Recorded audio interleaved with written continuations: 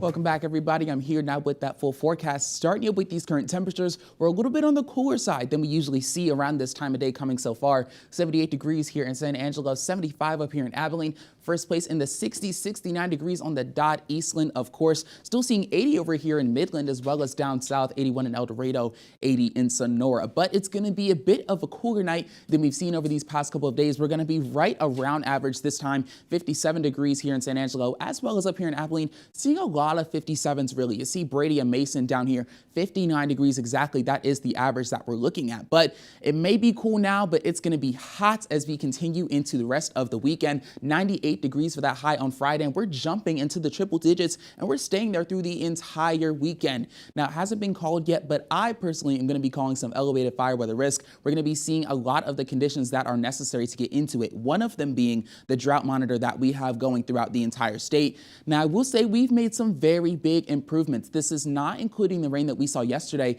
but you see here this little pocket in between Crockett and Sutton counties. That no data means that there's not a drought. So we are seeing some huge improvements. Shout out to some of those thunderstorms that we had come through over these past couple of weeks.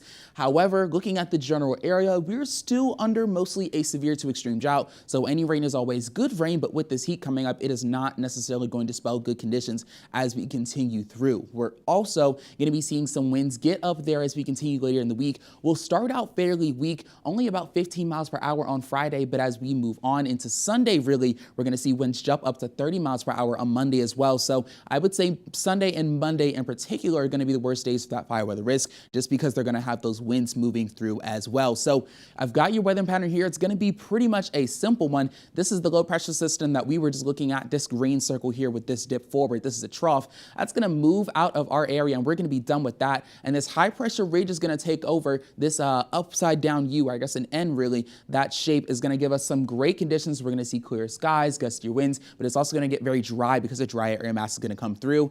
And we're going to see those clear conditions for the entire weekend. We're not expecting to see any rain until we get to Tuesday. We can see this big old low pressure system is really garnering that strength before it makes its way over here. We've got that rising motion when we get on that right side of the low pressure system. So we will, of course, continue to investigate what's going on with that low pressure. But in the meantime, you enjoy these beautiful sunny conditions. Again, those triple digits as we continue through. Make sure you've got your sunscreen, you've got your water, you're wearing lightly colored clothes, and you are sitting in the shade, whatever you need to do to protect yourselves and your family from this heat.